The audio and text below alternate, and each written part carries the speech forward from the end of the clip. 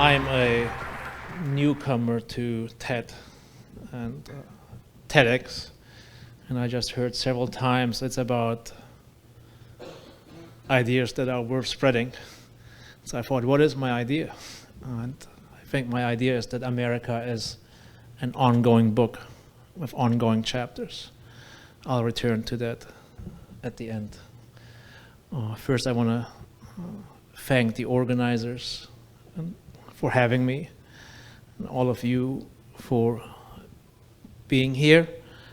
It's an honor, and it's also a pleasure at a time of very intense Islamophobia in the United States, also at a time of increasing aversion against immigrants. I, as a Muslim immigrant, get to speak here about what it means to be American. That's what I want to speak about, what it means to be American, or what it ought to mean, what I think it ought to mean. I have an 18 minutes time limit, but Russell said I'm a professor, so it may take a couple minutes longer than 18 minutes. I came here from, the meantime, it has been quite a long time. I came here from Germany. I'm not German though, I'm Turkish. I love Germany though. I've always loved it and always will. I was born there, and I was raised there. I went to school there. I went to college there. I've always loved it. Our children were born in Greenville, South Carolina. We have two, and since their birth, I've been speaking German to them so that they develop a connection to Germany and learn to love it as I do. Every year, I'm fortunate enough to be able to take my family to Germany for a long vacation. We just returned, and it's a pleasure to take our children to my elementary school, to my high school, to the playgrounds I used to play on. So Germany is very, very dear to me, and it always will remain. However, for us Turks, it has also been difficult living in Germany. The word Turk is often not just a designation for where somebody is coming from, where somebody has his or her origins. The word Turk often meant more. It was a label, and it was a negative label often. It was a stigma often. It was a stigma through which we Turks were often looked at. And that stigma had a host of negative associations to it. When you were a Turk, you were said to be uneducated. When you were a Turk, you were said to be poor and backward. When you were a Turk, you were said to often not make it very far, perhaps become an assembly line worker or a car mechanic or something of that sort. So I was often living with that stigma as if it is attached to one's forehead. And that was at times challenging to live with that stigma, and at times it was difficult. In the 90s, then, I was a student in college in Germany. And I decided I want to go and study abroad. I decided I want to go and study in the United States. When you grow up in Germany, there's two Americas you want to see. Two Americas you want to experience. One is the New York America. And the other one is the America of the West. The California America, the Grand Canyon America, the National Parks America, the Route 66 America, the road trips America. That's the America I wanted to see. And so I was very happy when I got chosen for Arizona State University. I was looking very, very forward to see that America that I always wanted to see. And so I embarked on my journey to America, and I arrived in Phoenix at Sky Harbor Airport, and I was welcomed there and picked up by my host family. It was a Christian host family. They had made it their mission to welcome foreign students, to host them for the first days, to show them around, to help them get settled. It was a most wonderful family. May God protect them and may God bless them. And there's many families like that. It didn't take me very long to realize something. Something was very different. And what was different is that I realized that stigma that for a lifetime was attached to my forehead, that stigma of being a Turk and all the negative associations it all too often brought with it, unfortunately. That stigma attached to my forehead, I realized it was gone. It was gone.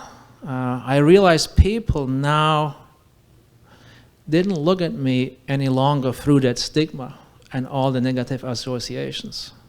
It was gone. I was now just Akan. And that was the first time in my life that I felt free. Really free. Free from living with a stigma. That was the first time I experienced to live free. Free from a stigma. And that was a wonderful feeling. And it still is when I think of that. And that feeling of being free, I always then associate it with America. America is where I got to feel free for the first time. Free from living with a stigma. I then decided to attend graduate school. And I had applied at many schools and got accepted at many very good schools, but really I just wanted to continue at Arizona State because I loved it so much there. And so I did attend Arizona State for graduate school, and I did, as a Muslim, attend the mosque there. It was right across the street from main campus. And next to the mosque, very close, there was a synagogue, a Jewish synagogue. And next to it was also a church. It was, when you looked at it, a beautiful microcosm of coexistence. The church and the synagogue and the mosque. A beautiful microcosm of diversity. It was one of those moments where you would stop, or ought to stop, I shall say, and say, in America only. To be sure, it's not only in America. But in America, we like to think, many of us like to think, that this image, this is what America is. This is what America is, or ought to be. Some years later then, I would become a citizen. I had applied and went through the process. It's a rather lengthy process. And the day came, the swearing in day came, taking the oath came. And that was to happen in Charleston, South Carolina. And I also have a very distinct memory of that day. Drove to Charleston, South Carolina, and remember the room. It was full with people from all over the world. There were people from Asian countries. There were people from African countries. There were people from European countries. A guy next to me was from Italy. And we were sitting together. And we said, after we take the oath, we'll go downtown and we'll have coffee together. We're Americans now. And we did. And he's Italian, I'm Turk, and we fought over who gets to pay for the other. It was a question of honor. And I forgot now who paid for whom. There were people from South American countries. There were people from Mexico. People from all over the world. They were all there for different reasons. Some were there because their careers had led them here to America. Some were there because they were looking for economic opportunity to make a better life for themselves and their families. Some were there looking for religious freedom. They couldn't exercise their religion freely where they come from. Some were there looking just for freedom, because they had been denied freedom all their life, and they had been denied dignity all their life. And they came to America to find freedom for themselves and dignity for themselves. I personally was there because during graduate school, I had fallen in love. And so it looked like my life would play out in America. And so it did. And so it does. And I'm grateful for that.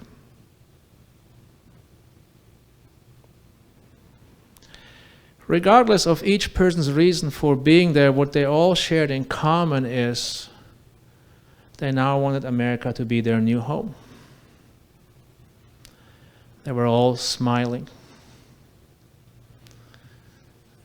And after taking the oath, take a photograph with the immigration officers there. It was very, very beautiful. Very beautiful. And what made it so beautiful is that it was very genuine. people were genuinely proud to be there. And people were genuinely happy to be there.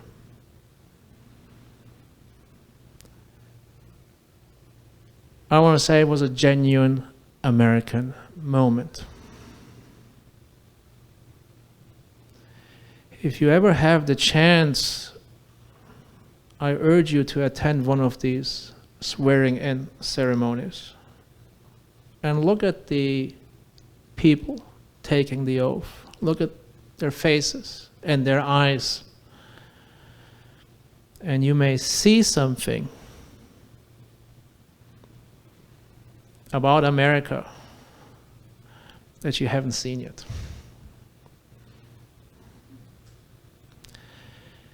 And so also this image that I'm describing here, to many of us, to me, is what America is, or what America ought to be. Okay.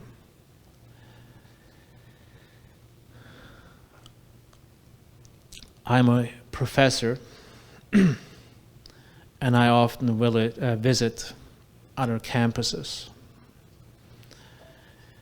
And this experience would occur at any and every larger American university campus.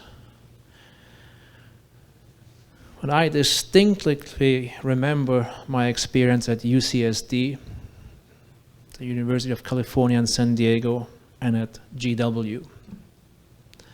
There, the feeling was very, very strong, but it happens at any large American university campus.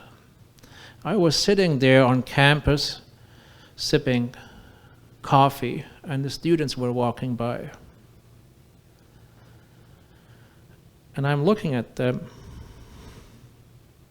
and I'm realizing what is obvious. These students are from anywhere in the world.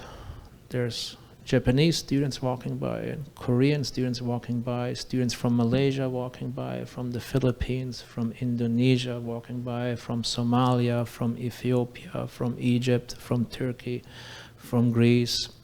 There's Italian students walking by, there's students from Peru walking by, there's students from Brazil walking by.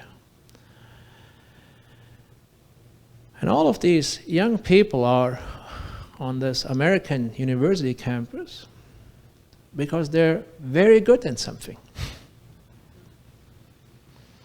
And they're on this American university campus because they want to get yet better in that something. And America has made them the promise that they can become better in that something.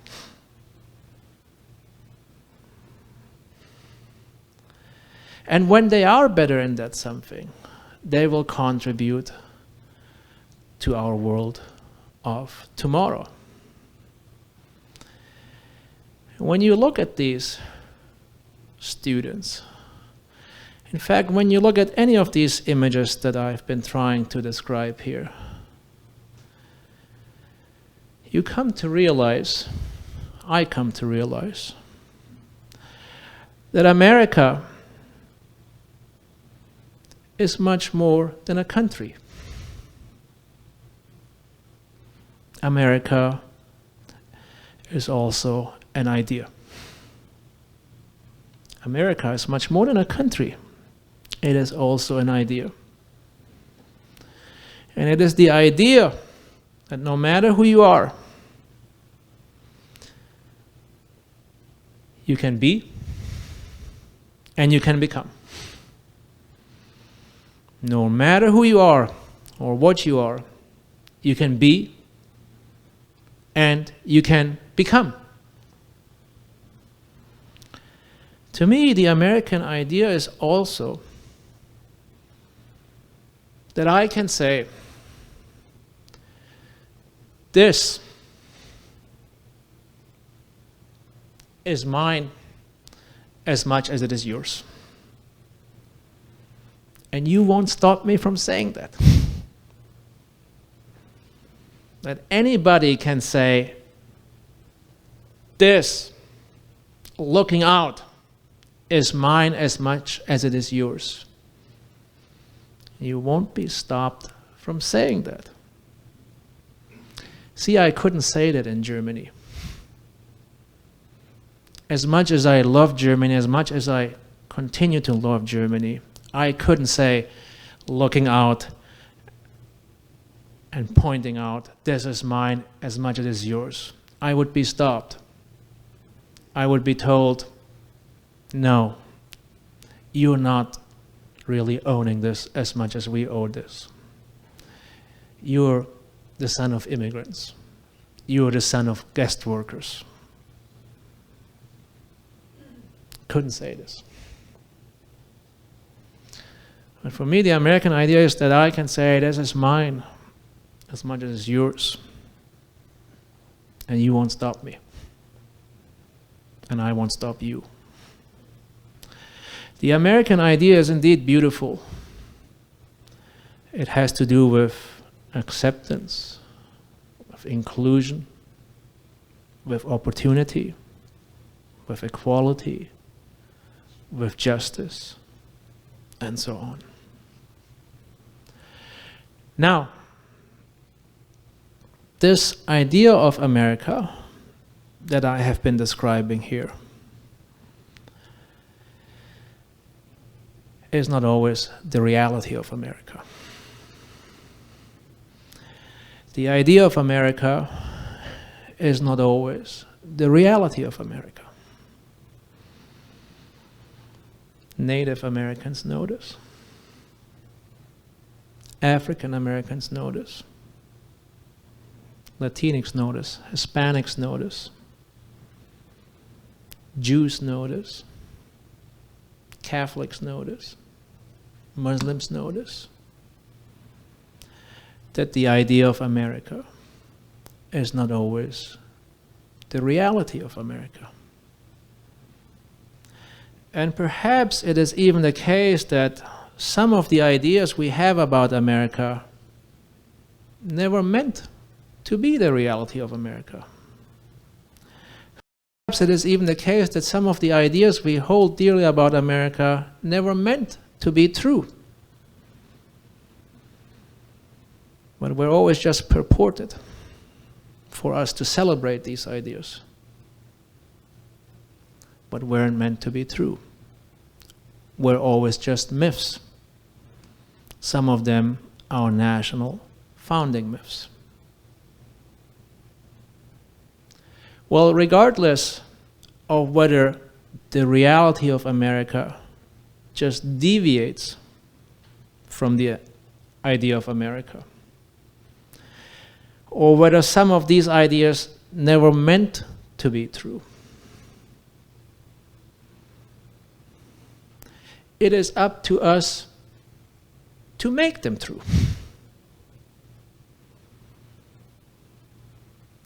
It is up to us to want them to be true. It is up to us to bring the reality of America ever closer to the idea of America for ever more people. And that, to me, is the task of citizenship and the task of authorship. I want to explain this a little bit more. I'm a political science professor. My father is from what used to be Yugoslavia, then became Macedonia, and now is the Northern Republic of Macedonia. Really, he's Albanian, though.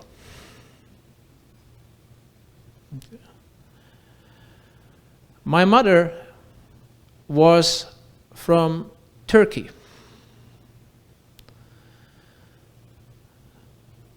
I was born and grew up in Germany, and now I live in the United States.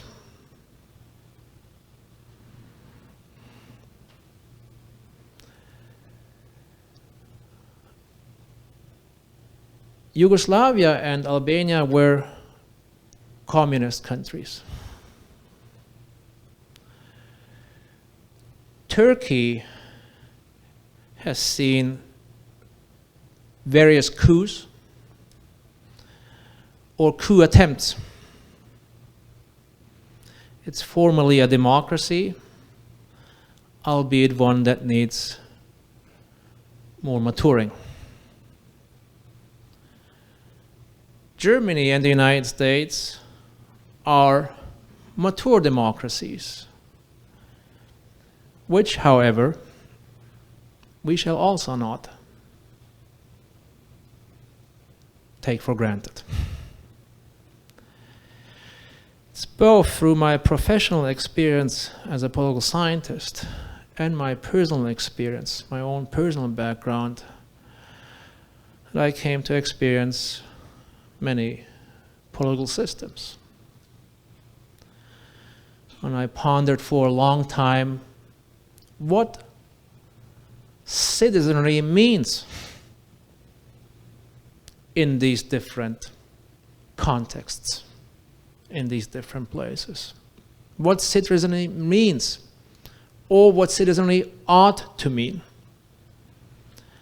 What citizenry entails, or what citizenry ought to entail.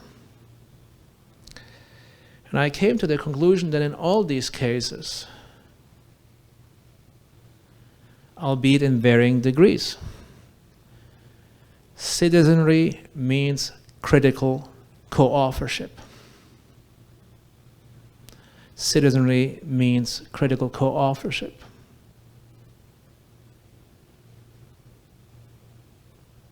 What is critical co-authorship? The authorship to be understood figuratively here, or literally in some cases. What is critical co-authorship? First and foremost, critical co-authorship is an active task. It's an active mandate. See, in this republic of ours, nobody is to be a mere reader of politics. Nobody is to be a mere spectator of politics. Nobody is to be a mere observer of politics and of our tomorrow. Instead, we are to be also the authors of our politics. We are also to be the makers of our politics. And we are all also to be the authors of our common tomorrow. And not only the readers of our common tomorrow. Now, this task comes with a tremendous responsibility, this authorship. Foremost is the responsibility that it must always occur in a constructive fashion and not in a destructive fashion. It must be guided by reason and by passion, and not by ignorance and by anger. Second, our critical co-authorship must be critical. That is, we must stand in critical juxtaposition to those who hold power or those who aspire power.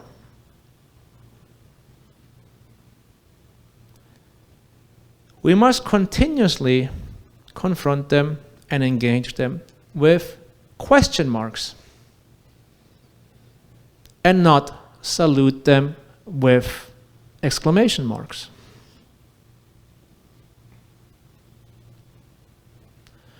Question marks are the path to true patriotism. exclamation marks are the path to authoritarianism. And third, our critical co-authorship must be collaborative. That is, we must be willing to work with those who are different from us in any way, in their faith tradition, in their ethnicity, in their race, in where they're coming from, and so on. That is exactly what is beautiful about the American idea, that everybody can be a co-author, that nobody has to be a mere reader.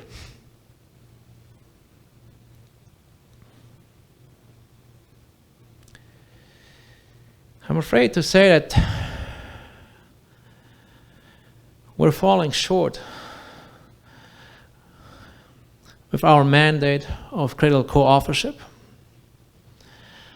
Our public debates are marked by reactionary attitudes. They're marked by ignorance and by anger and even by hate.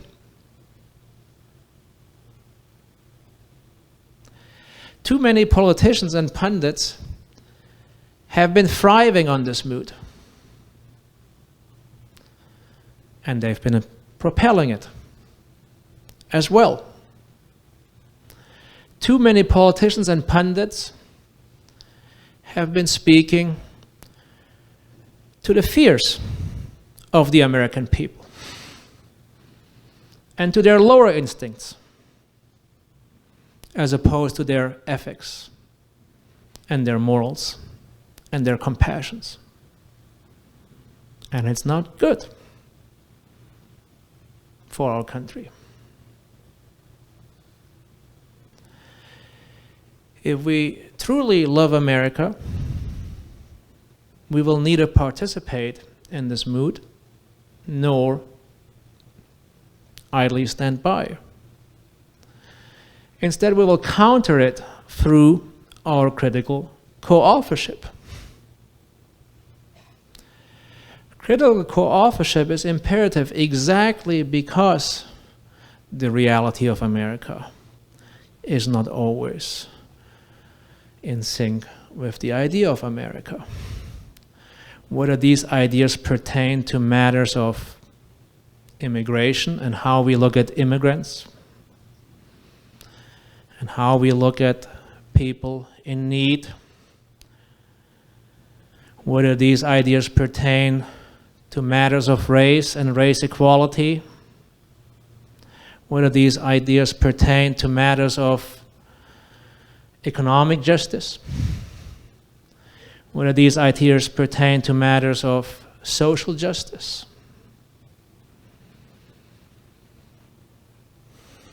It is up to us to bring the realities closer to the idea. So what does it mean to be American?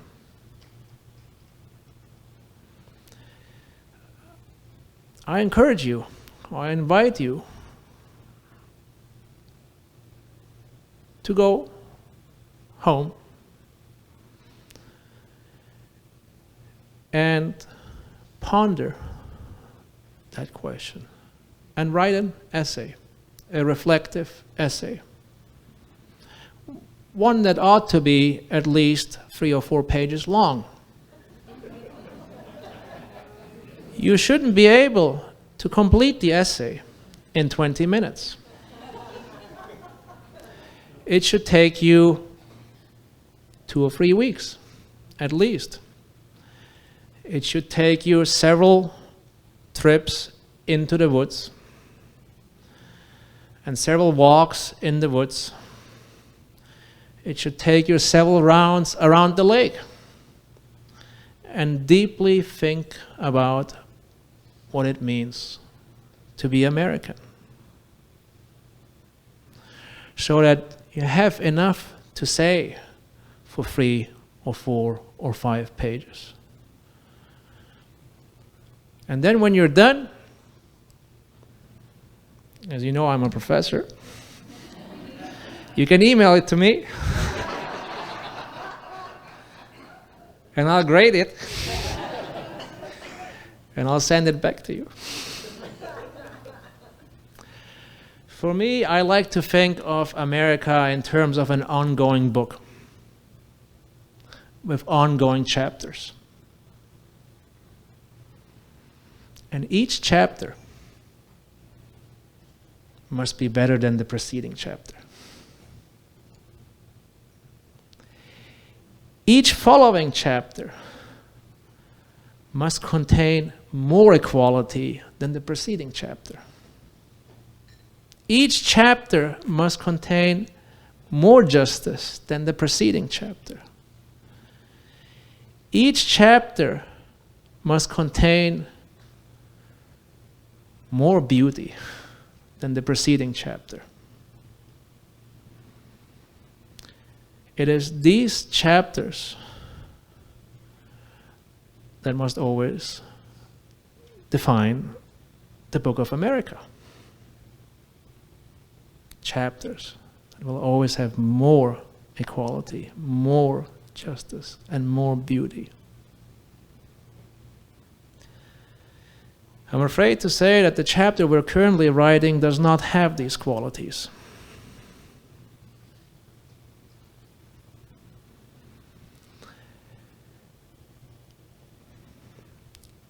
It is up to us to co-author a better chapter,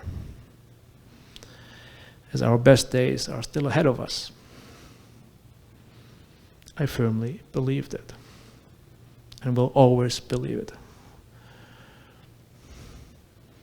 America's best days are still ahead of us.